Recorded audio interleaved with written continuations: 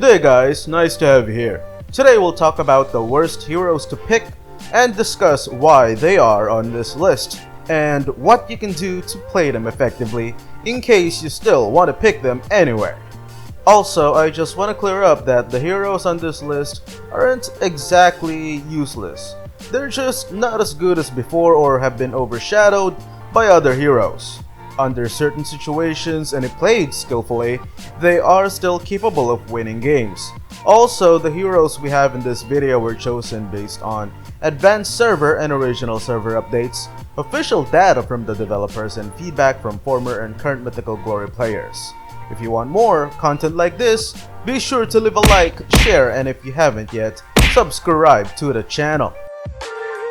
The nerfs they gave Esmeralda some patches ago hurt her so much, most especially now that a lot of heroes have gotten much stronger because of the adjustments given to these items, which by the way works so well against Esmeralda, especially when all three items are equipped. Her shield melts easily because of these items, plus the fact that they go so well with Sea Halberd, which reduces her shield regeneration greatly. If you however still want to pick her but are having a hard time with the current patch, here are some ways you can perhaps play her to go around such weaknesses. If you're fighting enemies reliant on basic attacks, especially when they equip any of these item combos, equip Dominance Eyes. Having this item will help you greatly reduce their attack speed to only 75%. Let's not forget that it also boasts decent physical defense and bonus movement speed that can help Esmeralda get closer to her targets faster. If you are however fighting enemies that don't use those item combos, you can also try getting items with high magic power in order to improve Esmeralda's shield creation. I noticed that some players tend to give her defensive items even when it's not necessary. Just to be clear, I am not saying getting defensive items for Esmeralda is bad. It's just that it's not always a good idea. Keep in mind she has a shield.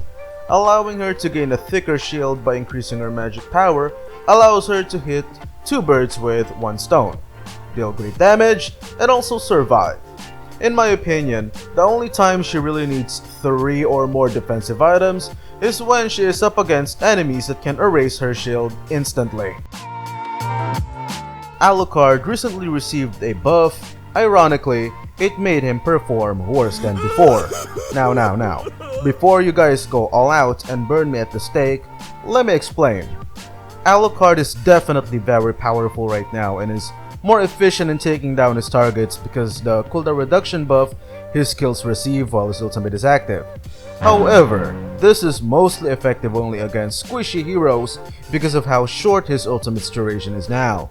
While I agree that if built with full damage, he still is capable of getting rid of beefy heroes, but such build will in turn result in a very squishy Alucard that can easily die within seconds, especially against high burst and crowd control heroes. In other words, because of the adjustment, Alucard is more straightforward now and is most effective when played with tons of damage items, unlike the older version that can be very effective regardless if it's built with a combination of both damage and defense. The older version can be very versatile as well. Depending on the build, he can either be a frontliner who can absorb tons of damage or a melee carry. Now, he is ideally played only as a melee carry. Now I know, there are tons of Alucard fans, so if you want to play him, really the best way is to play him as a jungler.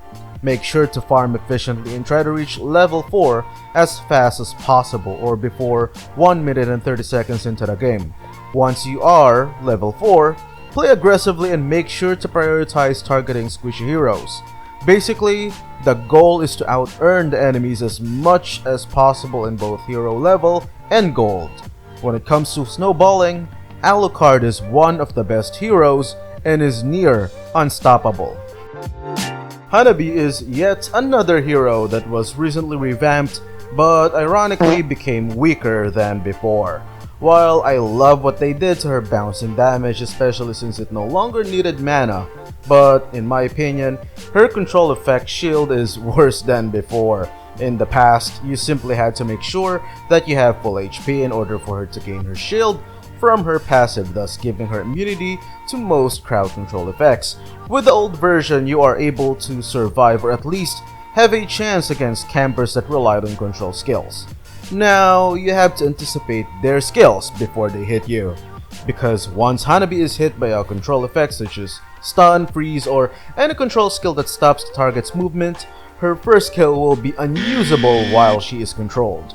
To make matters worse, this skill of hers has a pretty long cooldown. If before you simply have to regenerate HP or out-sustain the enemy to regain the shield, now you have to wait for it to cool down. If you still want to play her though, I suggest being extra careful and stay away from bushes. Her basic attack's bouncing damage also gains basic attack effects such as Demon Hunter Sword's unique passive, so make sure to get that item for her regardless of the matchup.